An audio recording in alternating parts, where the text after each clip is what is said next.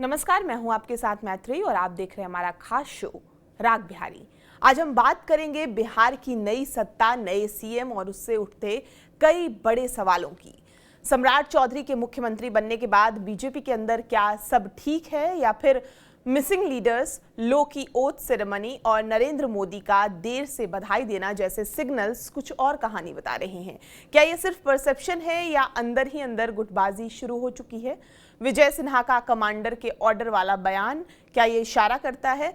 इसी बीच एक पुराना वीडियो भी चर्चा में है जहां सम्राट चौधरी और विजय सिन्हा के बीच विधानसभा में तीखी बहस हुई थी। आज वही नेता साथ हैं। हम ये भी समझेंगे कि क्या एनडीए का सीएम डिप्टी सीएम वाला फैसला सोशल इंजीनियरिंग है, ओबीसी प्लस सवर्ण प्लस ईबीसी बैलेंस का नया फॉर्मूला या कोर वोट बैंक के लिए ये रिस्क है। साथ ही कैबिनेट एक्सपेंशन, पावर बैलेंस और कौन अंदर कौन बाहर, इस पर भी चर्चा होगी। और अंत में हम बात करेंगे इंडिया नेपाल बॉर्डर की, जहां नए रूल्स का असर बिहार के आम लोगों और छोटे व्यापारियों पर पड़ रहा है। इन सब पर बात करेंगे। हमारे साथ हैं राजनीतिक विश्लेषक डॉक्टर संजय। सर, बहुत बहुत स्वागत है आपका। सर, सम्राट चौधरी के सीएम बनने के बाद ओथ सेरेमनी और फेलिसिटेशन इवेंट हुआ। दोनों जगह कई बड़े बीजेपी के लीडर्स जो हैं वो मिसिंग नजर आए और पार्टी के अंदर ऐसा पहली बार नहीं हुआ, लेकिन टाइमिंग ने सवाल जरूर खड़े कर दिए हैं। जब इतना हिस्टोरिक मोमेंट हो और बीजेपी का पहला सीएम, तो ऐसी दूरी नॉर्मल नहीं लगती। इससे अंदरूनी डिस्कम्फर्ट की झलक भी मिलती है। और इसके अलावा चर्चा हुई पीएम मोदी का 3 घंटे बाद बधाई देना और बड़े सेंट्रल लीडर्स का एब्सेंट रहना डिस्कशन को और बढ़ा देता है। यूजुअली बीजेपी ऐसे मौके पर पावर शो करती है, लेकिन इस बार पूरा इवेंट जो है वो लो की रखा गया, शायद इसलिए ताकि अलायंस पार्टनर नीतीश कुमार को कोई गलत सिग्नल न जाए। इसके अलावा विजय सिन्हा का कमांडर के ऑर्डर वाला स्टेटमेंट साफ बताता है कि फैसला जो है वो ऊपर से आया। उनका डिस्टेंस बनाना और बाद में सपोर्ट दिखाना कि मिक्स्ड सिग्नल देता है, सपोर्ट है पर पूरी तरह से अभी दिल से नहीं है। क्या बीजेपी में अंदर ही अंदर कोई गुटबाजी शुरू हो गई है या सिर्फ ये ओवर इंटरप्रिटेशन है? गुटबाजी जैसी चीज नहीं हुई है, लेकिन बीजेपी के जो लोग जिन्होंने अपनी जिंदगी जवानी खपा दी, जिसके बारे में शिवराज सिंह चौहान कह रहे थे ऑब्जर्वर के तौर पर कि कई पीढ़ियों ने अपनी जवानी खपा दी है, कई पीढ़ियों ने अपनी जिंदगी खपा दी है और कई लोगों का संकल्प और सपने आज पूरा होते दिख रहे हैं। तो जवानी और पीढ़ियां किनकी खपी? वो लोग जो शुरू से भाजपा का झंडा ढो रहे थे, कार्यकर्ता के तौर पर वो संघर्ष कर रहे थे। और जो विजय सिन्हा की बात आप बता रही हैं, विजय सिन्हा ने भी कहा कि पार्टी के लिए हमने पसीना भी बहाया है और पार्टी के लिए हमारे लोगों ने लहू भी बहाया है। लेकिन कमांडर का जो आदेश था, मैं उसके तहत मैंने प्रस्तावक के तौर पर अपनी जिम्मेवारी का निर्वहन किया। तो एक है अंदर से जिसको कहते हैं कि कभी कभी बहुत अति उत्साहित या उत्साहित तो नहीं है। पहली बार बीजेपी के मुख्यमंत्री बनने के बाद भी शायद बीजेपी की पृष्ठभूमि से अगर व्यक्ति कोई आता तो लगता कि हाँ, ये सफलता है। वही विजय सिन्हा कहने वाले थे ना कि अटल जी का सपना तब साकार होगा जब बिहार में बीजेपी के मुख्यमंत्री। बिल्कुल। अटल जी के सपने तो साकार हो गए। फिर ये विजय सिन्हा की भाषा में ये जो कहीं ना कहीं से ठंडापन दिख रहा था, वो तो बता ही रहा था कि आखिर वो क्या चाहते थे और उस पृष्ठभूमि के लोगों को जगह नहीं मिली। सम्राट चौधरी जी तो 2015 में आए हैं भारतीय जनता पार्टी में और अभी 26 चल रहा है, तो वही जितना दिन आप समझ लीजिए कि बीजेपी में रहा। लेकिन बीजेपी ने इनको प्रदेश अध्यक्ष बनाया, विधायक दल का नेता बनाया, 2 बार डिप्टी सीएम बनाया, तो एक है पार्टी में तो रहता ही। दूसरी तरफ बीजेपी के नेता दबी जुबान से ही सही, लेकिन कहीं ना कहीं से तो कह ही रहे हैं कि सम्राट चौधरी जी के अलग किसी व्यक्ति पर मुख्यमंत्री नीतीश कुमार जी तैयार नहीं थे। अब तो पूर्व हो गए। तो नीतीश कुमार जी को खुश रखने के लिए जो आप कह भी रही हैं कि बड़े नेताओं ने दूरियां बना करके रखी कि नीतीश कुमार जी के बारे में या जेडीयू को कोई गलत संदेश न चला जाए कि बीजेपी अपनी मंशा में कामयाब हो गई, इसलिए बहुत ही सिंपल तरीके से इस समारोह को अंजाम दिया गया। मात्र 2 मंत्रियों को शपथ दिलाई गई और बाकी जो है सो ये लोग है। तो बीजेपी न बहुत खुश है, न बहुत इसमें नाराज है, क्योंकि एक खुशी तो इस बात की है कि हमारे पार्टी के मुखिया बने हैं। दूसरी जो आप कह रही हैं कि जो अति उत्साह या उत्साह नहीं दिख रहा है, वो ढोल नगाड़े मिठाइयाँ, कि लगता है कि अगर हमारी पार्टी का कोई व्यक्ति मुखिया होता तो हमें ज्यादा ये होता। ठीक है, हेमंत बिस्व शर्मा का प्रयोग हुआ है इस देश में, जहां पर उनकी पृष्ठभूमि कहीं और थी, बीजेपी ने उनको मुख्यमंत्री बनाया। तो सत्ता का हस्तांतरण तो हुआ कि जेडीयू के मुखिया से बीजेपी के मुखिया को जिम्मेवारी मिल गई बतौर प्रदेश के मुख्यमंत्री के तौर पर। लेकिन बीजेपी के पृष्ठभूमि या संघ की पृष्ठभूमि से जो शिवराज सिंह की भाषा थी कि जनसंघ के जमाने से हम लोग संघर्ष कर रहे हैं और आज सुनहरा दिन आया जब हमारा अपना मुख्यमंत्री हो रहा है, तो इस वजह से आपको वहां पर दिख रहा है।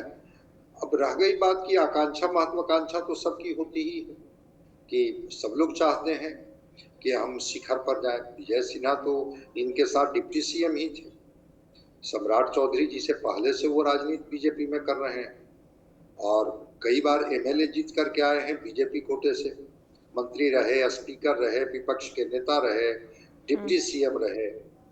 तो हर पार्टी के लोगों की महत्वाकांक्षा आकांक्षा होती है, लेकिन बिहार में कास्ट कॉम्बिनेशन को प्रायोरिटी के तौर पर रखा जाता है और नीतीश कुमार जी की इच्छा को प्रायोरिटी पर रखा गया। ये तो खबरें चली ही ना कि जाते जाते भी नीतीश कुमार ने अपना ही दांव खेल दिया, जिसको वो चाहे उन्हीं के हाथ में सत्ता की कमान सौंपी। बीजेपी छटपटा करके रह गई। नाम तो कई चल रहे थे ना, आप भी कई नामों पर बात कर रही थी, क्या ईबीसी से हो सकता है, क्या कोई दलित से हो सकता है, क्या कोई अगड़े से हो सकते हैं, कोई और पिछड़े से हो सकते हैं। नाम तो कई चल रहे थे और हर नाम के पीछे उसके जो कनेक्शंस थे संघ से, बीजेपी से, उसको जोड़ करके देखा जा रहा था। लेकिन जब सम्राट चौधरी जी के नाम पर अड़ गए नीतीश कुमार, तो फिर बीजेपी भी कोई हिम्मत नहीं जुटा पाई कि उसमें फिर कोई इंटरफेयर करे। बीजेपी को लगा कि चलो हमारा मुख्यमंत्री तो बन गया, वो मुख्यमंत्री तो बीजेपी का ही हुआ, तो बीजेपी ने मुख्यमंत्री बना करके अपना जो एक लगता है कि हम एक मैसेज देना था कार्यकर्ताओं को, मैसेज दे दिया। लेकिन जो कह रही है कि बीजेपी के कार्यकर्ताओं के बीच में खुशी इसलिए नहीं है कि चूंकि उनकी पृष्ठभूमि का कोई नेता अगर होता तो उन्हें और ज्यादा खुशी होती कि चलो वर्षों से, जैसे नितिन नवीन को राष्ट्रीय अध्यक्ष बनाया गया ना, तो लगा कि चलिए उम्र चाहे जितनी कम हो, अनुभव जितने कम हो, इनकी पृष्ठभूमि बीजेपी की रही है, इनके पिताजी भी बीजेपी में रहे हैं और लंबे दिनों से संघर्ष कर रहे हैं, तो चलिए मिला।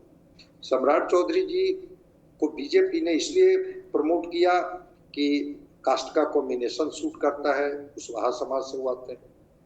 दूसरी बात, एग्रेसिव है, अटैकिंग है, जिस भाषा में विपक्ष बोलती है उसी भाषा में ये जवाब देते हैं।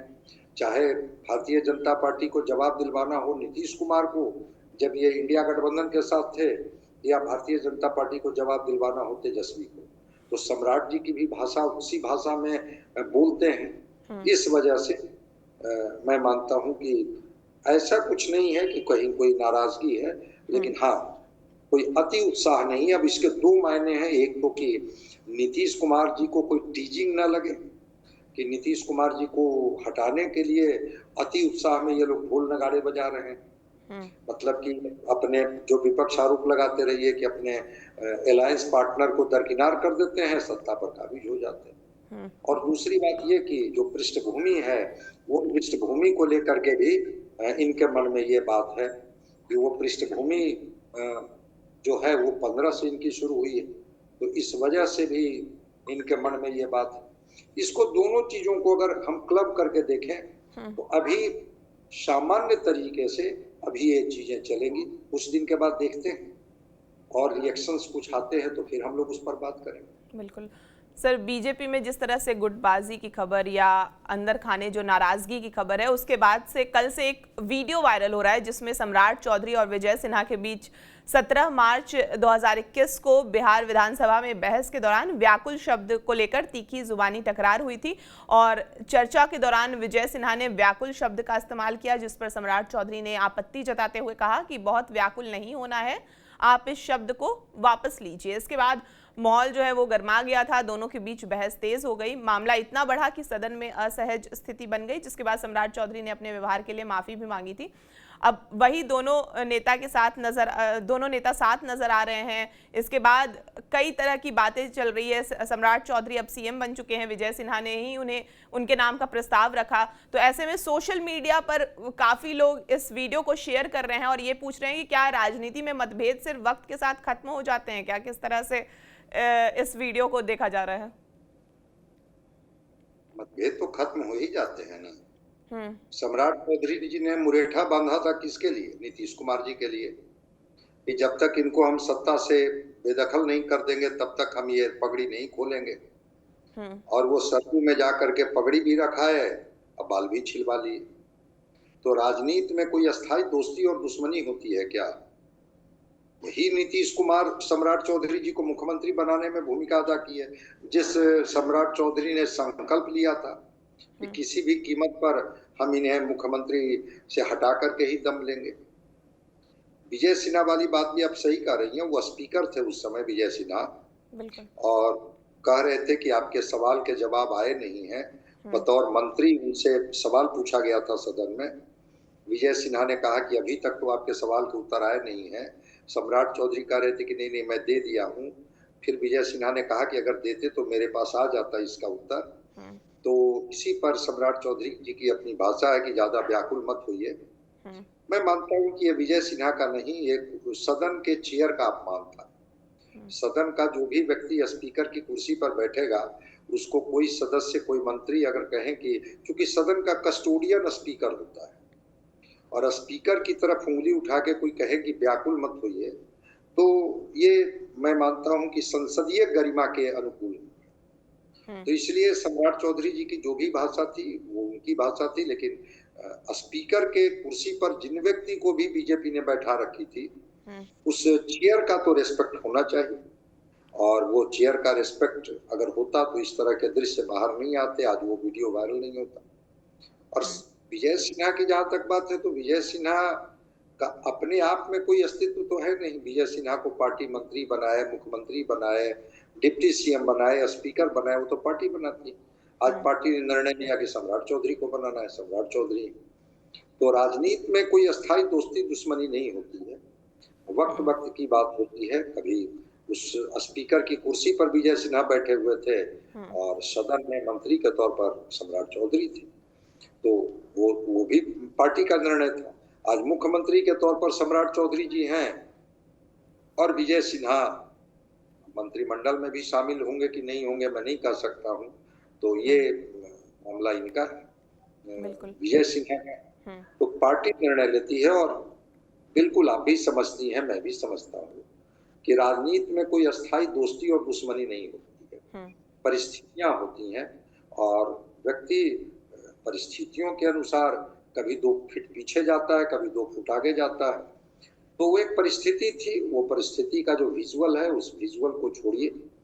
भी जब कमांडर ही आदेश कर रहे हैं, जो कांग्रेस के टाइम में आला कमान कहा जाता था, अब ये कमांडर कह रहे हैं, तो भाई कमांडर कहेंगे कि आगे बढ़ो तो आगे बढ़ जाएगा, कमांडर कहेंगे कि पीछे हटो तो पीछे हट जाएगा। तो जब कमांडर के ही आदेश से सारे कुछ तय हो रहे हैं, तो बाकी तो संवैधानिक औपचारिकता ही पूरी होती है ना।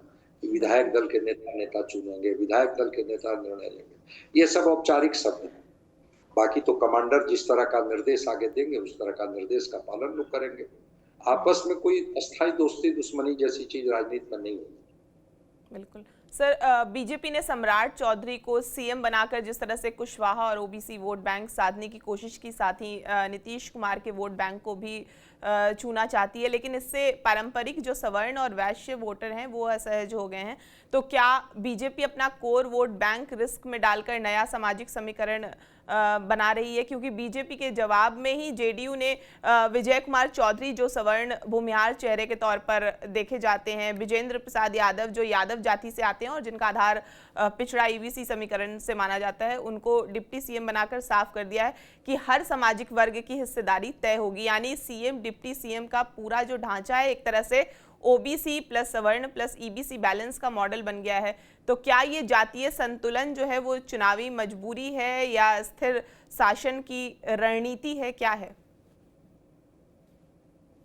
जातीय संतुलन है, और जातीय संतुलन साधने के लिए वो कौन किस वर्ग से आते हैं इसी का ध्यान रखा जाता है। वो शासन और प्रशासन चलाने के लिए तो योग्य लोगों की जरूरत होती है, अनुभवी लोगों की जरूरत होती है। लेकिन जब जाति देख करके कोई पद आप देते हैं तो मानता है लोग कि जातीय समीकरण को ही साधने की कोशिश की जाती है। और जो सवर्ण की बात कर रही हैं, जो व्यवसायी वर्ग की बात कर रही हैं, बनिया समाज की बात, अग्रवाल जो लोग भी हैं, तो ट्रेडिशनल वोटर तो ये बीजेपी के रहे, लेकिन इनके भरोसे बिहार में सत्ता आ जाए ये संभव नहीं है। ओबीसी को साधना इनकी मजबूरी है बीजेपी की, इसीलिए ओबीसी के चेहरे पर बीजेपी ने दांव लगाया कि नीतीश कुमार के बाद फिर उसी लौकुश समाज को हम एक साथ एकजुट रखें ताकि उसका वोट मिलते रहे। लब अगर हटे तो उसको बना दिया हमने। और ओबीसी की राजनीति बिहार में 90 से शुरू हो गई है, वो चल ही रही है। 1930 में इसी बिहार में त्रिवेणी संघ बना था, और उस त्रिवेणी संघ में ओबीसी की 3 प्रमुख जातियां थी, यादव, कुशवाहा और कुर्मी। तो 90 से लेकर के 2005 तक तो यादव समाज के हाथ में बिहार में सत्ता रही। 2005 से 2025 तक कुर्मी समाज के हाथ में सत्ता रही, मतलब मुखिया के तौर पर तो वही समाज रहा। अब कुशवाहा की बारी आई है, तो वो जो ओबीसी जो है बिहार की सत्ता को नियंत्रित भी कर रहा है और बिहार की सत्ता पर काबिज भी है। अब बाकी समीकरण बिठाने के लिए कि सवर्ण नाराज ना हो जाए इसलिए उनके कुछ लोगों को एडजस्ट कर लीजिए, वैश्य नाराज ना हो जाए इसलिए उनको कोई जिम्मेवारी दे दीजिए, दलित नाराज ना हो जाए इसलिए उनके हिस्से में कुछ काम कर दीजिए, वो अलग बात है। लेकिन बिहार की राजनीति 90 के बाद से ओबीसी के इर्द गिर्द घूम रही है, और बीजेपी भी हिम्मत नहीं जुटा पाई कि हम उस जातीय समीकरण, सोशल कॉम्बिनेशन से बाहर हट करके कोई निर्णय ले। तो जब हिम्मत नहीं जुटा पाई तो फिर तो उसी जातीय समीकरण में आपको चुनना है कि भाई विपक्ष जो खास करके आरजेडी, वो तो यही अगड़ा पिछड़ा की राजनीति करने में लालू प्रसाद जी माहिर हैं, और जैसे ही वो माहौल को गर्म करते हैं, वोट की फसल काट लेते हैं, वो पिछड़ा का ध्रुवीकरण होता है और फिर इसका लाभ उनको मिल जाता है। इस बार सम्राट चौधरी पर बीजेपी ने दांव लगा करके शायद ये अगड़ा पिछड़ा वाले दांव वो कुंद तो जरूर कर दिया है, लेकिन जो उनके ट्रेडिशनल वोटर हैं, जो उनके लिए लड़ते रहे, जो कह रहे थे ना विजय सिन्हा कि खून भी बहाया पसीना भी बहाया, खून पसीना बहाने वाले लोग थोड़ा भी ठंडे हैं। उनको अब कब उनके चेहरे पर थोड़ा प्रसन्नता दिखेगी या मुस्कुराहट दिखेगी ये तो बीजेपी बताएगी। लेकिन हाँ, उनको लगता है कि बीजेपी जब शून्य पर थी, बीजेपी जब कहीं नहीं थी, कैलाशपति मिश्र तो बीजेपी के विश्व पितामह बिहार के माने जाते हैं, उसी कैलाशपति मिश्र ने गांव-गांव घूम करके संगठन बनाया था, और कैलाशपति मिश्र को लोग आज भी मानते हैं कि उन्हीं की ताकत है कि बीजेपी आज सत्ता के शिखर पर पहुंच पाई। तो वैसे लोग, जो लोगों ने सींचा है पार्टी को, वैसे लोगों को भी पार्टी कब जगह दे पाएगी, कब हिमाकत कर पाएगी, या जातीय समीकरण के इर्द गिर्द ही वो पार्टी भी बन के रह जाएगी। छोड़िए बाकी चीज, जाति समीकरण, जाति साध लिए तो बिहार की राजनीति साध लिए। अब बिहार की राजनीति सध गई तो सत्ता पर हमारा अधिकार हो गया। तो सत्ता पाना ही अगर मकसद है तो उसके लिए तो जो जाति का रास्ता से जो सत्ता होके जाती है उसमें तो बीजेपी सफल मानी जाएगी। अगर मानी जाएगी कि नहीं, उन कुर्बानियों, उन संघर्षों और उन कुर्सी लगाने वाले और दरी बिछाने वाले लोगों के हिस्से में भी थोड़ी ताकत आनी चाहिए। तो फिर तो बीजेपी को सब लोगों को भी सम्मान देना होगा। थोड़ा इंतजार करते हैं मंत्रिमंडल विस्तार तक। अभी तो 29 विभाग रखे हुए हैं सम्राट चौधरी जी बिल्कुल, अपने लिए। मेरा अगला सवाल सर यही था कि क्योंकि विभागों का बंटवारा जिस तरह से कर दिया गया, बीजेपी के पास 29 और जेडीयू के पास 18 विभाग रहेंगे, तो कैबिनेट का विस्तार मई के पहले हफ्ते के बाद संभव माना जा रहा है, क्योंकि अन्य राज्यों में जिस तरह से चुनाव का असर टाइमिंग पर पड़ रहा है। संकेत है कि एनडीए पुराना संतुलन बरकरार रखेगा, लेकिन इस बार जो बीजेपी बड़े भाई की भूमिका में अभी तक तो नजर आ रही है, फिर सहयोगी दलों को भी प्रतिनिधित्व मिलेगा। ऐसे में सवाल यह है कि सम्राट मंत्रिमंडल में किन किन नेताओं को आउट किया जा सकता है? देखिए, सम्राट चौधरी जी फ्रंट फुट पर तो आ गए हैं। आज कुछ तस्वीरें आई, उसमें तस्वीरों में वो विधायक जी उनको आगे से हाथ प्रणाम कर रहे हैं, बगल से प्रणाम कर रहे हैं, पीछे से प्रणाम कर रहे हैं। सम्राट चौधरी जी की नजर भी उधर नहीं जा रही है, कितने लोग प्रणाम करने वाले हैं। बिल्कुल। तो सम्राट चौधरी जी अपनी कोर टीम बनाएंगे और अपनी कोर टीम में कम से कम वो लोगों को तो जगह नहीं मिलेगी जिन लोगों पर माना जाता है कि वो किसी और के खास थे। और एक तस्वीर आई, विजय चौधरी जी को तो अभी डिप्टी सीएम बनाया गया है। नगर विकास की बैठक थी, बुलाया गया, फिर इनको कहा गया कि हाँ विजय बाबू जाइए। वो विजय चौधरी जो नीतीश कुमार जी के साथ साए के तरह रहते थे हमेशा, आज उनके चेहरे पर वो मुस्कुराहट नहीं थी। वो विजय चौधरी जिनके जिम्मे 18 विभाग हैं, उनके चेहरे पर वो मुस्कुराहट नहीं दिखी जो नीतीश कुमार जी के साथ थी। अभी थोड़ी तस्वीर साफ होने दीजिए ना। बहुत सारे लोगों के पत्ते कट जाएंगे, बहुत सारे नए लोगों की टीम बन जाएगी और सरकार गठबंधन में चल रही है। तो बीजेपी ये सब जानती है तोड़ जोड़ करना, किनको साथ ले आना है, किनको छोड़ देनी है, किनको क्या कर देनी है। तो देखते हैं जेडीयू के तरफ से किन लोगों को लिस्ट में नाम दिया जाता है, कौन लोग होते हैं जो मंत्रिमंडल में जिनको जगह मिलती है, कौन लोग जिनको मंत्रिमंडल से किनारे कर दिया जाता है। क्योंकि वो जो मंत्रिमंडल चल रहा था 2005 से 25 तक, वो नीतीश कुमार जी का के पसंद का मंत्रिमंडल था। अब सम्राट चौधरी जी के पसंद का मंत्रिमंडल होगा। तो सम्राट जी के मंत्रिमंडल में कई लोग, कई चेहरे हटेंगे, कई नए चेहरे जुड़ेंगे। और बिल्कुल आप सही कही, बंगाल का परिणाम आने तक 23-28 को तो वहां चुनाव हो जाएगा। मई के फर्स्ट वीक के बाद, चूंकि 20-25 विधायक तो बंगाल में ही है बिहार के लगे हुए। अभी वो किसी भी तरह से कि आपको मंत्री बनाया गया, आपको नहीं बनाया गया, वो प्रभावित नहीं करना चाहते हैं। इसलिए 5 मई के बाद ही नया विस्तार होगा, विभागों का बंटवारा होगा। देखते हैं कौन लोग आते हैं। मैक्सिमम तो 36 ही हो सकते हैं ना। एक तो सम्राट चौधरी हो गए, 2 डिप्टी सीएम हो गए, तो 3 तो नाम आ गया सामने। बाकी मैक्सिमम अगर ये करेंगे तो 33 और कर सकते हैं। अब 33 करेंगे कि 30 करेंगे कि 25 करेंगे, कितना करेंगे। लेकिन जो आपके सवाल हैं कि कौन होंगे, तो अगर बहुत ही बीजेपी की सरकार पाक साफ बनना चाहेगी तो ऐसे लोग जिन पर आरोप लगते रहे फिर भी वो मंत्री बनते रहे, क्या उन लोगों को सम्राट चौधरी जी के यहाँ भी जगह मिलेगी? बहुत सारे लोग जो अपनी विभाग को बेहतर नहीं कर पाए, परफॉर्म नहीं कर पाए, तब भी उनको मंत्रिमंडल में जगह मिल जाती थी। तो परफॉर्मेंस, उन पर आरोप और सम्राट चौधरी जी का भरोसा जिन पर होगा उन्हीं को जिम्मेवारी दी जाएगी। इसलिए थोड़ा और इंतजार कीजिए ना, देखते हैं। जेडीयू, वो तो कहा जाता है कि जेडीयू जो लिस्ट देगी, जो इनके कोटे के मंत्री होंगे उनको वो बनाएंगे। बीजेपी में सम्राट चौधरी जी को जो कमांडर आदेश करेंगे कि इनको इनको मंत्री बनाइए, तो वो कमांडर की बात तो मानना उनकी मजबूरी है। क्योंकि कमांडर की ही बात पर जब विजय सिन्हा शपथ दिलाने में प्रस्तावक बन सकते हैं, तो कमांडर की बात तो सम्राट चौधरी जी भी मानेंगे ही। तो हम लोग थोड़ा इंतजार करें कि कमांडर बीजेपी में किनको किनको मंत्री बनाने के आदेश देते हैं, और इधर देखते हैं कि कौन लोग जेडीयू के लिस्ट से आते हैं। थोड़ा हम लोग वक्त दें इस पर, तो और चीजें स्पष्ट। सर, ये तो बिहार की राजनीति की खबर हो गई। इसके अलावा हम थोड़ा सा जन सरोकार की भी खबर कर लेते हैं। इंडिया और नेपाल बॉर्डर पर नई सख्ती का जो सीधा असर है वो बिहार के बॉर्डर डिस्ट्रिक्ट जैसे सीतामढ़ी, मधुबनी, अररिया में दिखने लगा है।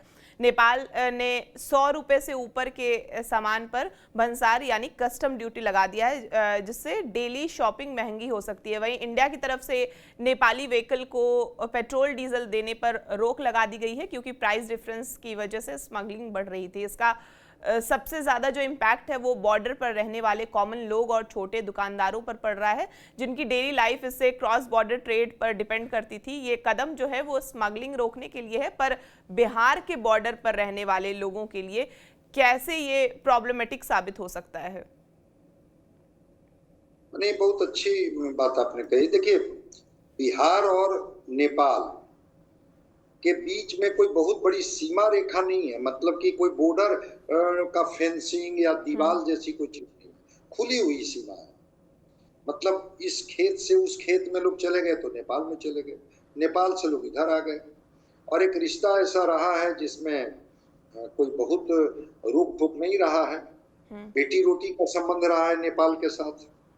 तराई में तो काफी लोग आपको मिल जाएंगे, वो जिस सीतामढ़ी, सीवान, मधुबनी की बात आप कर रही हैं, तो मिथिला और सीमांचल इसकी सीमाएं मिलती हैं।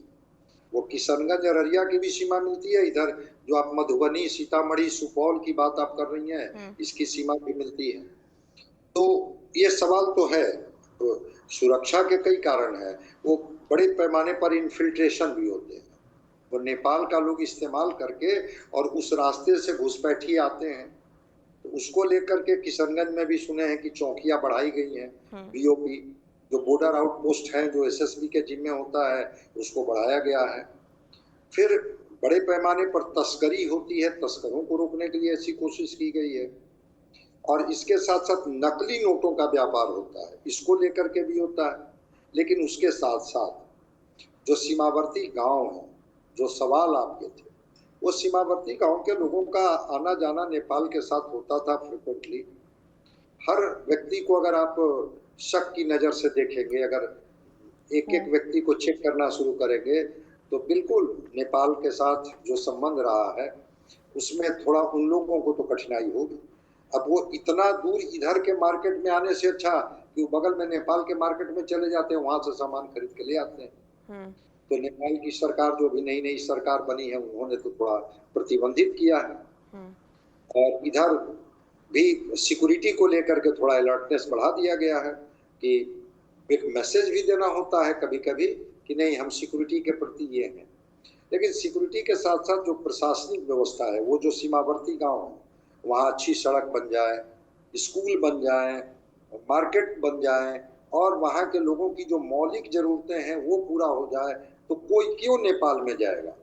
बिल्कुल आप बॉर्डर सिक्योरिटी को आप ये ठीक कर दीजिए, स्ट्रिक्ट कर दीजिए, एसएसबी को ये कर दीजिए कि आपकी तस्करी, जो इन्फिल्ट्रेशन, नोटों की तस्करी से आप अपने राज्य को बचा लें। लेकिन उनको जो बुनियादी सुविधाएं हैं, बुनियादी सुविधाएं आप प्रोवाइड करेंगे तब ना। तो इंतजार हम लोग करते हैं कि वो नेपाल की तरफ से भी और इधर बिहार के तरफ से भी जो पेट्रोल डीजल की बात कर रही हैं, वो ठीक है, भारत देते रहा है। और चूंकि ज्योग्राफी ऐसी है नेपाल की कि उस ज्योग्राफी के लिए उनको बिहार से कलकत्ता जाना ही पड़ेगा, और कोई ऐसी ज्योग्राफी नहीं है उनके पास कि वो कहीं से और चले जाएंगे।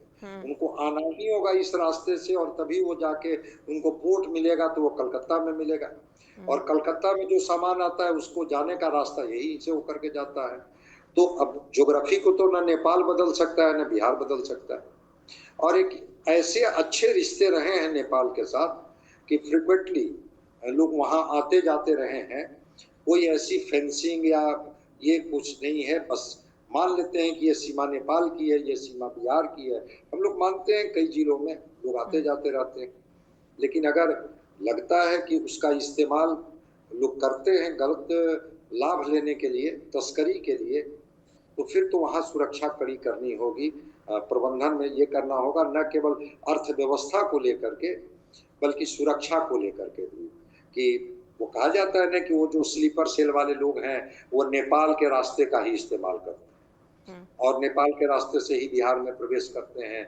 और वो जो आप बता रही हैं सीतामढ़ी, मधुबनी, सुपौल से होते हुए दरभंगा तक वो आते हैं, तो वहाँ पर सिक्योरिटी बढ़ाई गई है। और नेपाल को भी लगता है कि हमारे मार्केट का इस्तेमाल बिहार के लोग करते हैं, उन्होंने भी थोड़ा ये किया है। देखते हैं कुछ दिन इसके क्या असर होते हैं और फिर बातचीत से कैसे लोग दोनों बिहार की जो सीमावर्ती गांव है वो और नेपाल के सीमावर्ती गांव है वो दोनों को कैसे ये लोग संतुलित कर पाते हैं, थोड़ा हम लोगों को इंतजार करना होगा। बिल्कुल, जिस स्मगलिंग की बात हो रही है अभी, धुरंधर 2 भी जिस तरह से आया है उसमें भी नेपाल से फिर यूपी में कैसे स्मगलिंग होती है उसको लेकर भी उसमें चर्चा की गई है। खैर सर, बहुत बहुत शुक्रिया हमसे बातचीत करने के लिए। आपका इन सभी विषयों पर जो भी राय है हमें कमेंट करके ज़रूर बताएं और बिहार की तमाम खबरों के लिए आप हमारे साथ बने रहें और देखते रहें TV9 बिहार झारखंड।